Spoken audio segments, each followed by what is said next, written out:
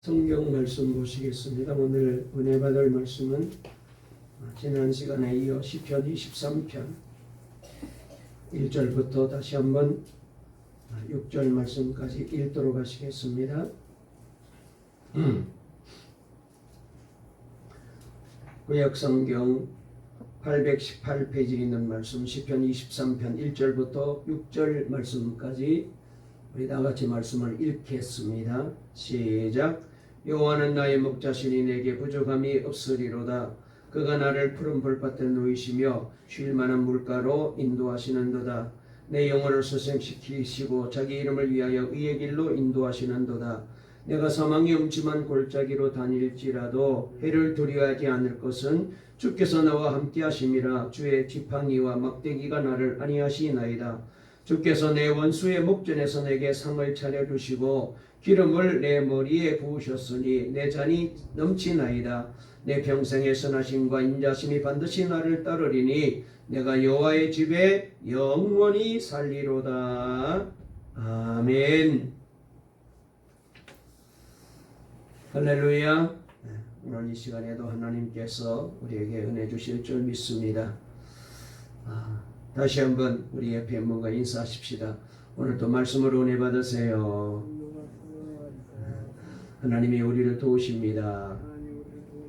설교 제목 한번 따라해 보실까요? 내 잔이 넘치나이다. 다시 한번 내 잔이 넘치나이다. 오늘 이제 시편 23편 이제 5번째 시간인데 이 5절 말씀을 통해서 다시 한번 은혜 받는 시간 되시길 바랍니다. 우리 하람이 하율이 윤수 준수지 오랜만에 왔네. 그래 너희들 예쁘게 앉아서 지금까지 잘했는데 계속해서 말씀 잘 듣고 은혜 받고 그래라. 이따 나갈 때 물어볼 텐데 잘 대답해야 돼. 그러면은 큰 일이 있을 거야. 좋은 일이.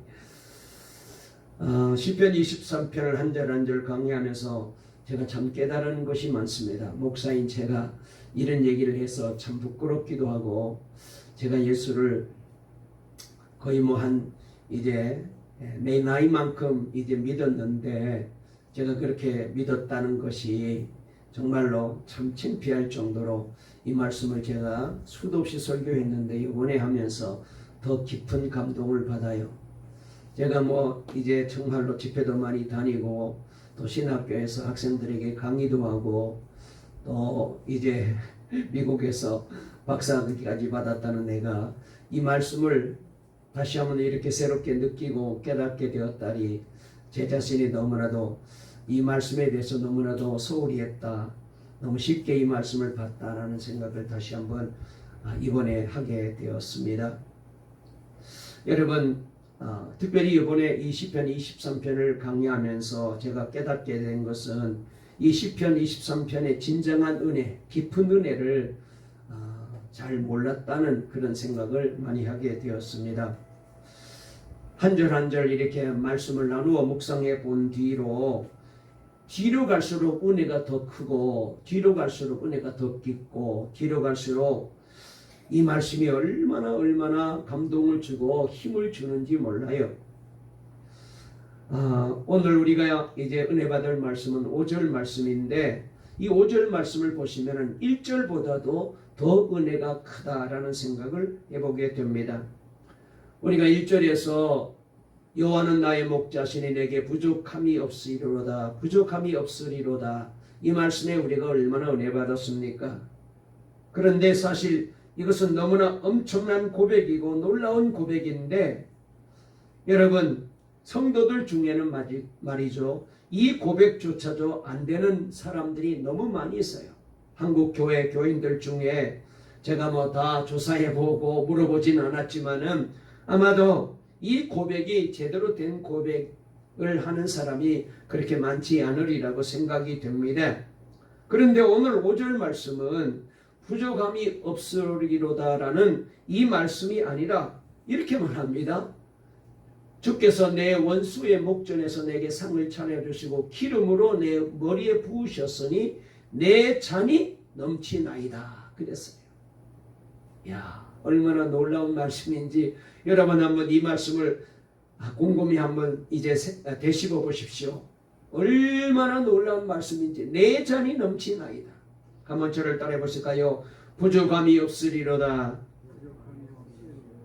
내 잔이 넘치나이다. 여러분, 이 말씀은 부족함이 없는 정도가 아니고 이제는 흘러 넘친다는 거예요. 충만하다는 거잖아요. 응? 여러분, 그런데 사실 이것이 예수를 믿는 자의 고백이고, 그리고 예수 믿는 자들에게 주시는 하나님의 축복입니다. 예수님 안에서 저와 여러분 모두에게 우리 하나님이 이 약속을 허락해 주셔서 우리는 이 삶을 사는 자들이 된 거예요. 예수님께서 요한복음 7장 38절 말씀에 나를 믿는 자는 성경의 이름과 같이 그 배에서 생수의 강이 흘러나오리라 하시니 그랬거든요. 생수의 강이 흘러나온다는 거잖아요. 내 영혼 속에서, 내 믿음 속에서 생수의 강이 흘러넘치리라. 여러분, 얼마나 놀라운 말씀입니까? 특별히 오늘 말씀을 보면은 상을 차려주신다고 했어요. 자, 한번 우리 5절 말씀 다시 한번 읽어볼까요? 시작. 주께서 내 원수의 목전에서 내게 상을 차려주시고 기름을 내 머리에 부으셨으니 내 잔이 넘치나이다. 아멘.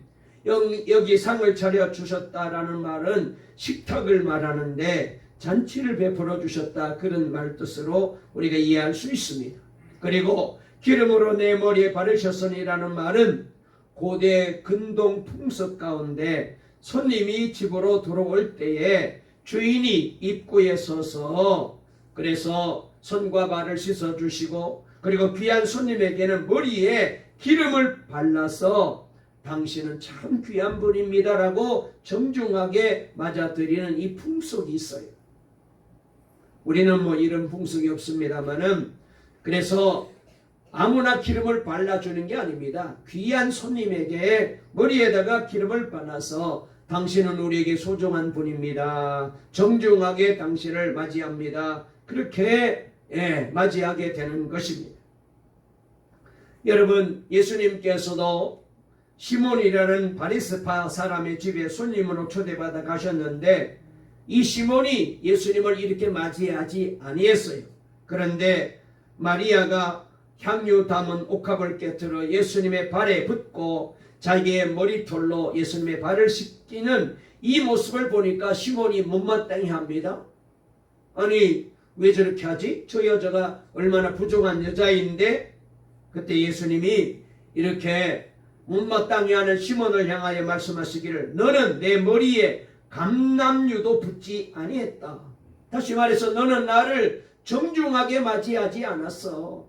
귀한 손님으로 맞이하지 않았어. 그런데 저 여인은 네가 볼 때는 천한 여인으로 보이지만 그러나 나를 귀하게 맞이한 거예요.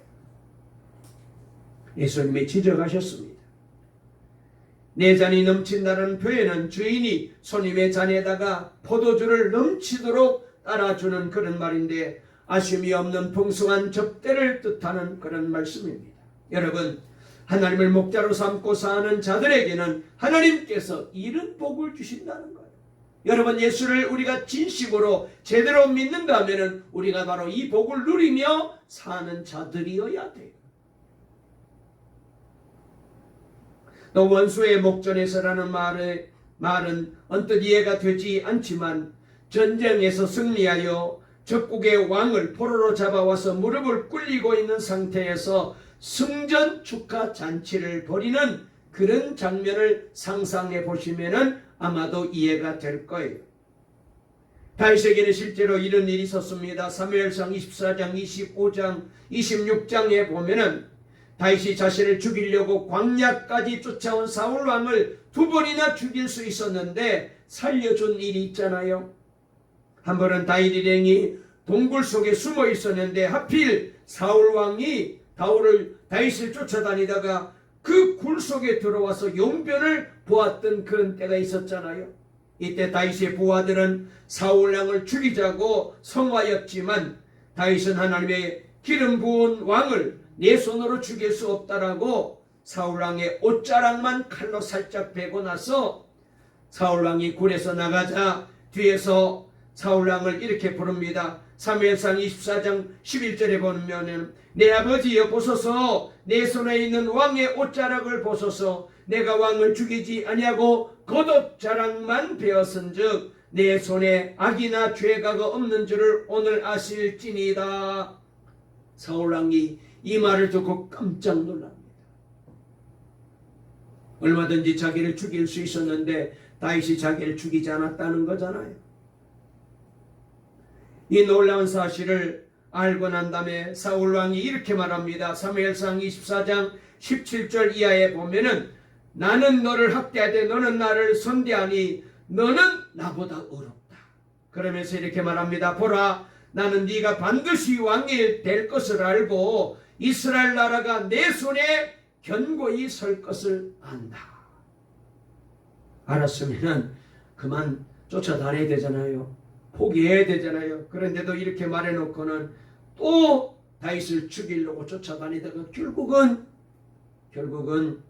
블레셋과 전쟁에서 그는 비참하게 거기서 전사하고 말게 되잖아요.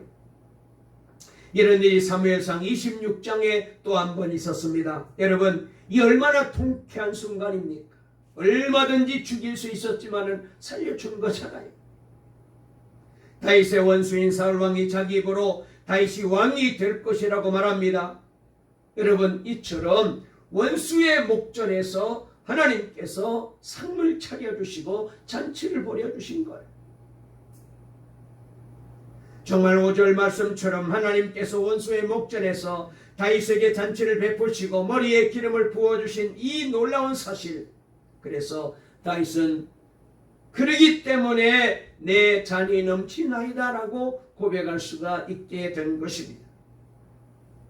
그러나 여러분 우리는 이런 잔치를 경험한 다윗만 부러워할 필요가 없습니다. 왜냐하면 이 5절에 나오는 잔치는 모든 하나님의 자녀가 하나님 나라에서 누릴 천국 잔치를 상징하는 것이기 때문에 그래요. 6절 말씀을 보시게 되면은 다윗이 영생의 눈이 뜨인 사람임을 알 수 있습니다. 그래서 이렇게 말했습니다. 내 평생의 선하심과 인자하심이 반드시 나를 따르리니 내가 여호와의 집에 영원히 살리로다 그랬어요. 그렇습니다. 다윗이 사울왕을 죽이고 이스라엘의 왕이 되고자 하는 유혹을 이길 수 있었던 것은 그가 하나님 나라에서 누릴 영원한 천국 잔치를 바라보고 있었기 때문에 그렇습니다. 여러분 이 세상에서의 성공은 천국 잔치에 비하면 아무것도 아니에요. 소위 세상 사람들이 말하고 이제 좋아하고 부러워하는 출세했다, 성공했다, 잘 되었다, 복을 받았다.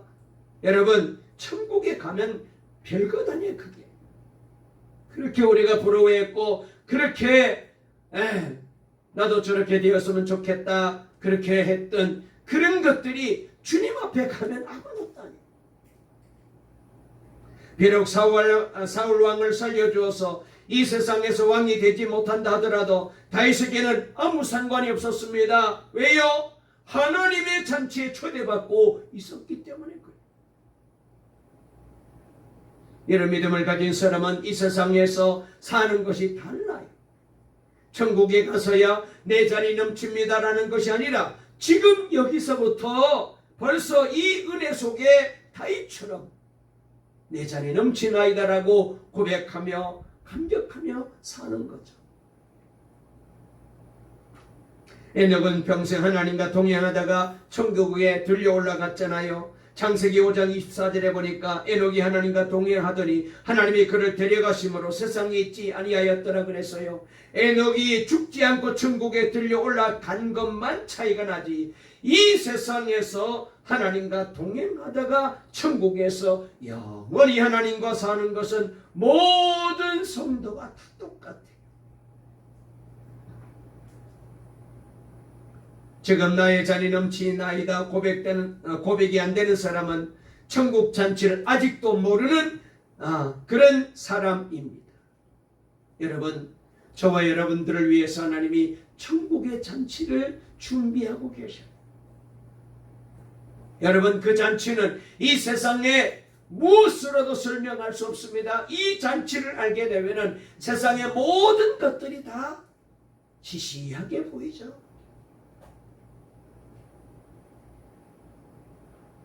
예수님께서는 천국 소망을 가진 사람은 기쁨이 충만한 삶을 산다고 말씀하셨습니다. 마태복음 13장 44절 천국은 마치 밭에 감추인 보화와 같으니 사람이 이를 발견한 후에 숨겨두고 기뻐하며 돌아가서 자기의 소유를 다 팔아 그 밭을 사느니라 그랬어.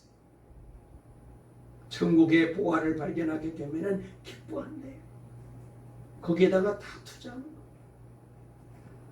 저는 천국을 믿는다면서도 보화를 발견한 농부와 같은 기쁜 신앙생활을 사실은 잘 하지를 못했습니다.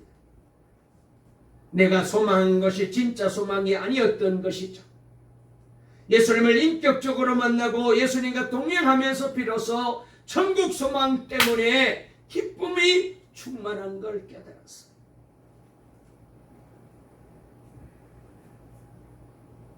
제가 이렇게 생겼어도 제 안에도 말이죠, 이 성공을 향한 욕망이 있었던 것 같아요. 가만히 생각해 보니까. 여러분, 많은 목사님들이 성공하는 목사가 되려고 애를 쓰고 있습니다. 그래서 100명 교인이 모이면은 300명을 바라보게 되고 300명이 넘으면은 500명, 1000명을 바라보고 목회를 하잖아요. 저도 그랬어요. 우리 교회가 장년들이 많을 때는 5, 600명 되었고 거기다가 아이들까지 합치면은 하인 900명, 1000명 가까이 됐으니까 이제 곧 1500명, 200명 될 것이다. 그렇게 생각했죠. 멋진 교회 건물도 갖고 싶어 했었습니다. 그런데 보니 무엇인가 이루어지기도 했지만 항상 불만이었고 메스가 스트레스였습니다. 왜? 주변에 보면은 더 많은 교인들을 이제 데리고 목회하는 목사님들이 보인 거예요. 더 멋진 건물을 가지고 있는 목사님이 보인 거예요.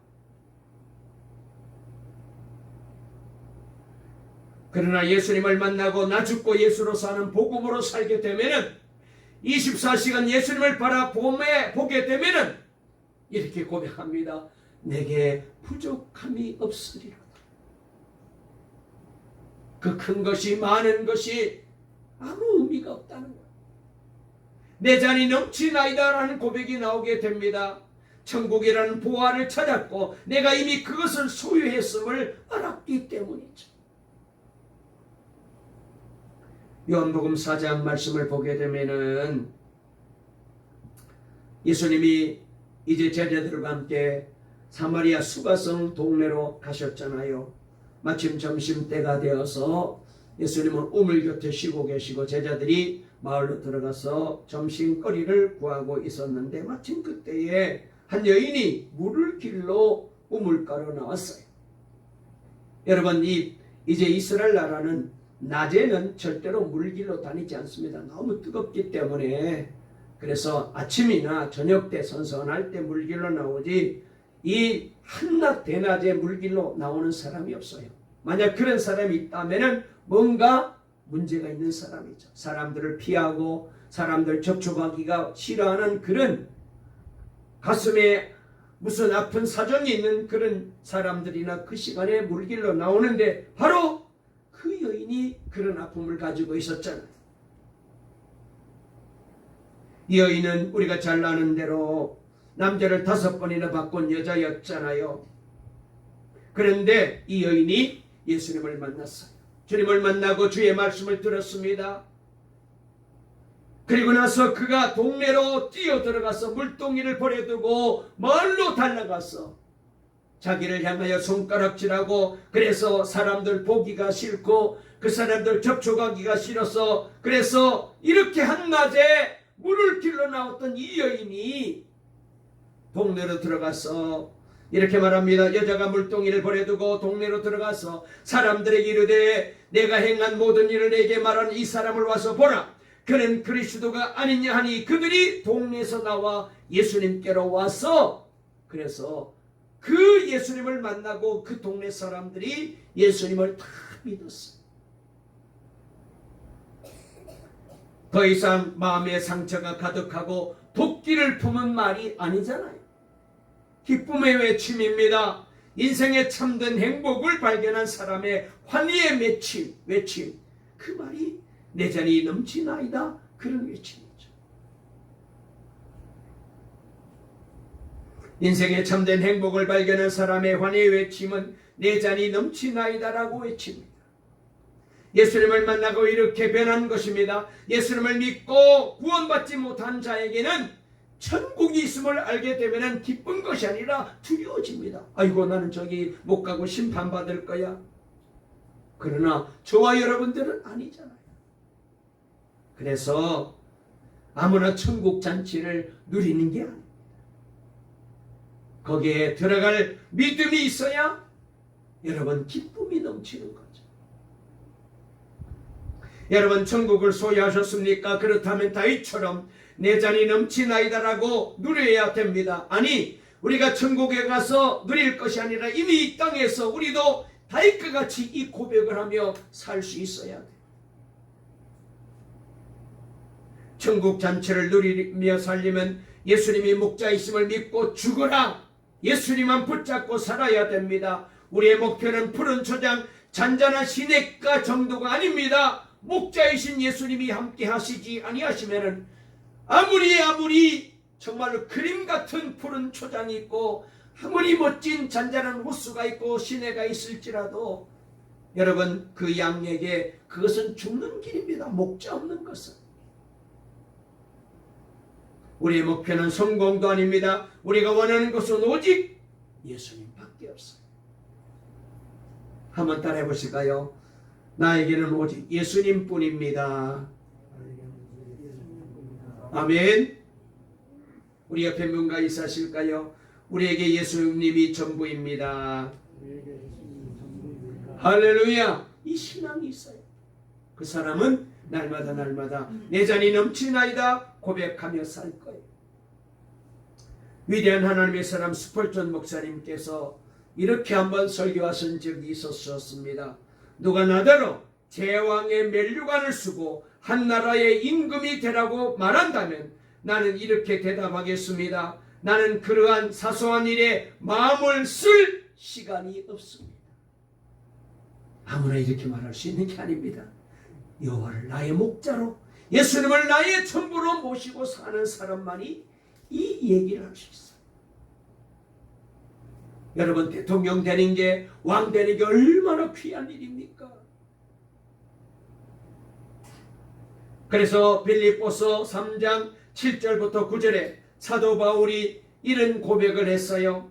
무엇이든지 내게 유익하던 것을 내가 그리스도를 위하여 다 해로 여길 뿐더러 또한 모든 것을 해로 여김은 내 주 그리스도 예수를 아는 지식이 가장 고상하기 때문이라. 내가 그를 위하여 모든 것을 잃어버리고 배설물로 여김은 그리스도를 얻고 그 안에서 발견되었기 때문입니다.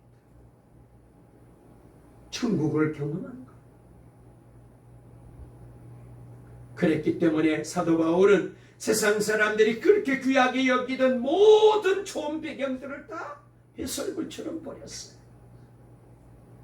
이게 가능하려면 예수님밖에 없어요.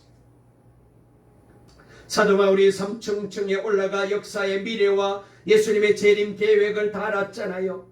이방인의 시대가 왔구나, 이방인들에게 전도하는 것이 하나님의 뜻이로구나. 그리고 난 다음 자신이 누리던 사회적, 종교적, 학문적 특권을 다 버릴 수가 있었어.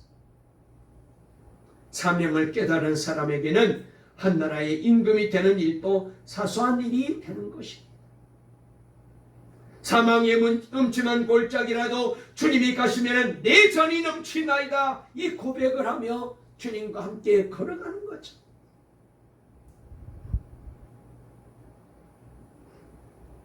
여러분, 예수님 한 분이면 충분해요.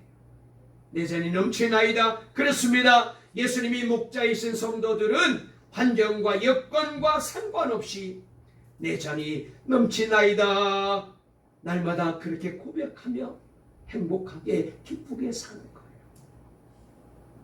한번 따라해 보실까요? 내 잔이 넘치나이다. 정말로 그랬으면 좋겠어요. 내 잔이 넘치나이다. 여러 소설가 정연희 권사님이 쓰신 내 잔이 넘치나이다라는 소설이 있습니다. 6.25 전쟁 당시에 거제도 중국군 포로 수용소에서 포로들의 발을 씻기고 헌신적으로 환자들을 돌보다가 27살의 젊은 나이로 세상을 떠난 아름다운 청년 맹의순 씨라는 이분의 실화를 소설로, 실제 있었던 얘기를 소설로 쓴 그런 이제 소설이 내 잔이 넘치나이다라는 소설입니다. 이 맹의순 씨는 부유한 장로님의 아들로 태어났습니다. 그리고 조선신학교를 다니며 남대문 교회 전도사로 섬기고 있었습니다. 그러던 중 6.25 전쟁이 발발하게 되고 피난 가던 중에 북한 첩자로 오해를 받아 괴력은 중공군과 더불어 거제도 포로 수용소에 잡혀 들어가게 됩니다. 그러나 그곳에서 그는 불평하기보다는 오히려 모진 고생을 하면서도 중환자를 돌보는 사랑의 삶을 살기 시작합니다. 복음 전도와 하나님의 사랑을 전파의 기회로 삼았죠. 그리고 2년 후 그가 억울하게 수용되었다는 사실이 밝혀져서 석방을 받을 수 있었지만은 그는 석방을 거부합니다. 그는 친구에게 이렇게 편지를 썼대요. 나로 하여금 이곳에 있도록 허락해 주신 하나님께 감사할 뿐이라네. 내가 이곳에 남아있는 것은 결코 희생이 아닐세. 이곳에 있는 형제들 중에서 나 같은 부족한 것이나마 필요로 하는 이들이 적지 않으니 이 얼마나 감사한 일인가. 그러면서 석방되지 않고 그 안에 계속 남아서 저들을 사랑으로 섬기고 예수를 전합니다. 그러다가 27살 나이로 세상을 떠났어요. 그리고 그의 장례 예배 때 중공군 포로가 대표로 읽은 추모사가 있는데 이렇게 이분이 이 맹의순 청년에 대하여 고마운 마음을 추모사로 읽었습니다. 맹의순 선생 영전해 드립니다. 평화의 왕자, 평화의 사도, 인애의 왕, 우리에게 사랑의 주인이셨던 맹의순 선생님이 가시다니 우리는 서로 말이 통하지 않던 이방인들이었습니다. 그가 우리의 병동을 찾아오던 초기에 우리는 그를 경멸했고 무시했었습니다. 그러나 그의 얼굴은 늘 온화했고 그의 행동은 희생과 헌신으로 한결같았습니다. 우리를 찾아오시는 선생의 한 손에는 성경책이 그리고 다른 한 손에는 물통이 들려져 있었습니다. 선생은 움직이지 못하는 환자를 골고루 만져주고 주물러 주면서 그렇게도 간절히 기도하셨습니다. 우리는 그의 말을 알아들을 수 없었지만 그의 기도를 듣고 있으면 그렇게 고통스럽던 통증이 가라앉고 쉬는과 함께 목이 타서 잠 못 이루던 육체가 편안한 잠의 품에 안기게 되곤 했었습니다. 겨울이면 따뜻한 물로, 여름이면 시원한 물로 우리의 얼굴을 씻어주고 손을 닦아주셨습니다. 때로는 발도 씻겨주셨습니다. 선생이 쓰러지던 그 마지막 날 밤, 마지막 환자를 다 씻기고 일어난 선생은 눈물을 흘리며 그 눈물 씻을 생각도 안 하시고 시편 23편을 중국말로 더듬더듬 읽어주셨습니다. 여호와는 나의 목자시니 내 잔이 넘치나이다. 다 봉독하신 후 높은 것을 바라보시며 다시 한번 말씀하셨습니다. 내 잔이 넘치나이다. 내 잔이 넘치나이다. 우리도 그의 얼굴을 바라보며 따라 외웠습니다. 내 잔이 넘치나이다. 내 잔이 넘치나이다. 이 말씀과 함께 마지막 환자를 씻겨낸 물통과 대안을 들고 일어나시다가 그대로 그 자리에 쓰러지셨습니다. 우리는 통곡했습니다. 염치 없는 우리가 선생을 돌아가시게 했다고 우리는 통곡합니다. 우리는 통곡합니다. 그러나 이제 우리는 맹 선생을 만나기 위해서라도 예수 안에 있어야 한다는 것을 깨닫고 있습니다. 그렇습니다. 우리는 이제 버려진 것이 아니라는 것을 알고 있습니다. 우리는 맹 선생과 함께 주님 안에 있습니다. 그러나 우리는 모두 통곡합니다. 거제리 포로수용소 중공군 병동의 환자들 일동. 그렇게 주무살을 했어요. 여러분, 우리가 다윗처럼 내 잔이 넘치나이다라는 고백을 하며 살지 못하는 이유는 무엇 때문입니까? 예수님이 목자 되시는 것을 부담스러워하고 오히려 차라리 예수님이 없었으면 좋겠다. 그래서 저 예수 없는 목자 없이 살아가는 저 사람들을 우리가 오히려 부러워서 바라보고 있잖아요. 정말로 그 사람들이 부럽습니까?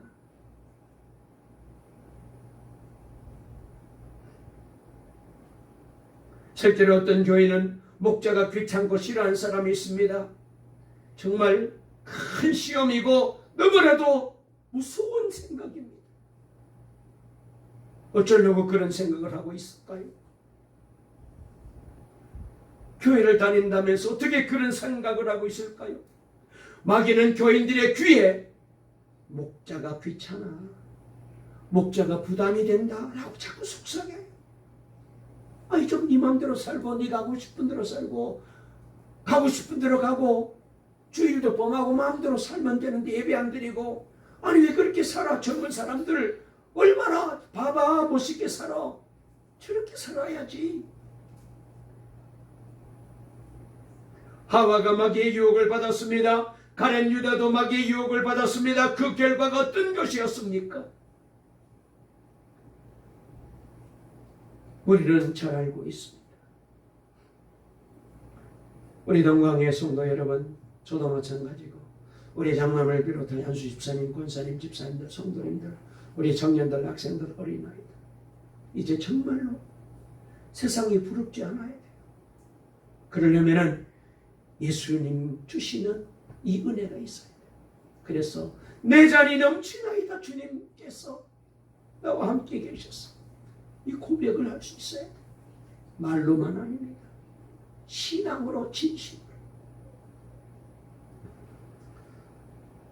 말씀을 줄이면서 한 가지 예를 들겠습니다. 유명한 작곡가 리스트라는 분 아시잖아요. 이분이 어느 날 독일의 조그만 마을을 방문할 기회가 있었답니다. 그런데 그 마을에는 피아니스트가 한 명이 살고 있었는데 이 아가씨가 마을 주민들을 모아놓고 피아노 독주회를 하게 되었대요. 그리고는 사방에다가 독주회를 몇월 며칠 날 몇 시에 어디서 하니까 와서 감동받으시고 또 마음에 힘을 얻으시라고 그렇게 광고를 써붙이고 소문을 냈습니다. 그런데 신문에도 광고까지 내었는데 이렇게 광고합니다. 아무개가 피아노 독주회를 가집니다. 그리고 그녀는 리스트의 제자입니다. 이렇게 적은 거예요. 한 번도 본 적도 없고 만난 적도 없고 그분에게 피아노를 배운 적도 없는데 이 사람이 사람들을 좀 많이 불러 모으고 싶어가지고 욕심에 이 말까지 적은 거예요. 그 당시 리스트 제자라면은 아주 사람들이 귀하게 여겼거든. 그런데 독주회가 바로 전날, 열리기 바로 전날 바로 리스트가 이 마을을 방문하게 된 거예요. 이 여자는 리스트의 얼굴을 또 본 일이 없는 사람인데 이 아가씨가 리스트가 자기 마을에 온 걸 알고 깜짝 놀랍니다. 그리고는 그냥 있을 수가 없었어. 나는 죽었다. 그리고는 리스트가 묵고 있는 호텔로 찾아와서 무릎을 꿇고 엎드려 이렇게 사죄의 용서를 빕니다. 저는 고아 출신으로 혼자서 피아노를 배웠고 이제 독주회를 가지려고 하는데 선생님의 고귀한 이름을 이렇게 도용하고 선생님의 제자라고 광고까지 실었습니다. 죽을 죄를 지었습니다. 그러자 리스트가 껄껄 웃으시면서 큰 실수를 하셨구만. 그러면서 그러나 누구든지 실수는 하게 마련이지. 이리 오세요. 피아노에 앉아서 한번 이번에 연주할 곡을 한 곡 한번 쳐보세요. 그렇게 부탁을 합니다. 그래서 이 아가씨가 피아노를 치기 시작합니다. 그때 리스트가 치는 것을 잠깐 멈추게 하고, 여기 이 장면에서는 이렇게 조금 달리 쳤으면 좋겠다고, 여기서는 이렇게 좀 강약을 넣었으면 좋겠다고 가르쳐 주었습니다. 그리고 리스트가 이런 말을 합니다. 분명히 내가 당신을 가르쳤습니다. 그러므로 이제 당신은 분명히 내 제자입니다. 떳떳하게 나는 리스트의 제자라고 말할 뿐만 아니라 연주에 내가 참석하겠는데 마지막 곡은 제 스승 되시는 리스트 선생께서 연주해 주시겠습니다라고 하세요. 제가 한 곡 마지막으로 피아노 연주를 해드리겠습니다. 이 아가씨는 그 연주의 날 내 잔이 넘치나이다, 이 감격을 가졌습니다.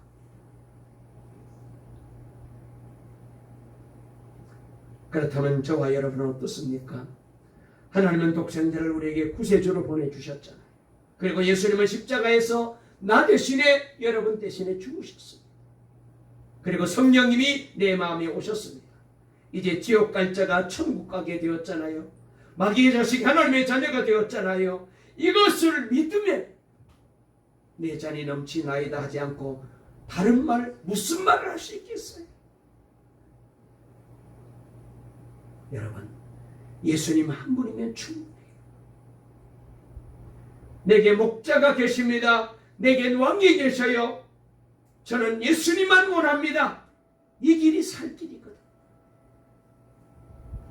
잔이 넘치는 삶을 이제부터 우리 동강의 모든 성도님들이 살아갈 수 있게 되시기를 주의 이름으로 축원합니다. 그리하여 이 은혜를 이 동네 사람들에게 나눠드리고 전하여서 그분들도 함께 여기 와서 함께 여호와를 나의 목자로 삼고 부족함이 없고 잔이 넘치는 이 축복된 역사가 일어나는 우리 교회가 되어지기를 간절히 주의 이름으로 축원합니다.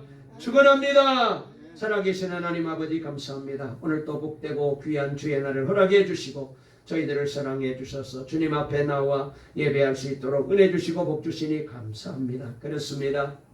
예수님 한 분만 바라보게 도와주시옵소서. 주님만이 나의 목자가 되시고 나의 왕이 되시는 것을 분명히 믿고 이 믿음을 가지고 살게 되면 부족함이 없는 인생을 살게 됩니다. 내 잔이 넘치나이다. 환희가 넘치고 감격이 넘치고 충만한 은혜 속에 살아가고 생수가 그 배에서 터지는 기적 같은 감격이 있을 줄로 믿습니다. 주여, 우리 동강의 성도님들, 저를 비롯하여 온 성도들이 그저 시시하게 예수 믿었던 그 신앙이 아니라 참으로 예수님을 나의 목자로 모시고 날마다 이 은혜와 이 복을 누리며 살아갈 수 있도록 역사해 주시고, 우리 때문에 안 믿는 불신자들이 정말로 우리를 따라 주님 앞에 나와 예수 믿고 구원받고 함께 더불어 이 복을 누리는 우리 교회 되게 해 주시옵소서. 예수님의 이름으로 간절히 기도 올리옵나이다. 아멘.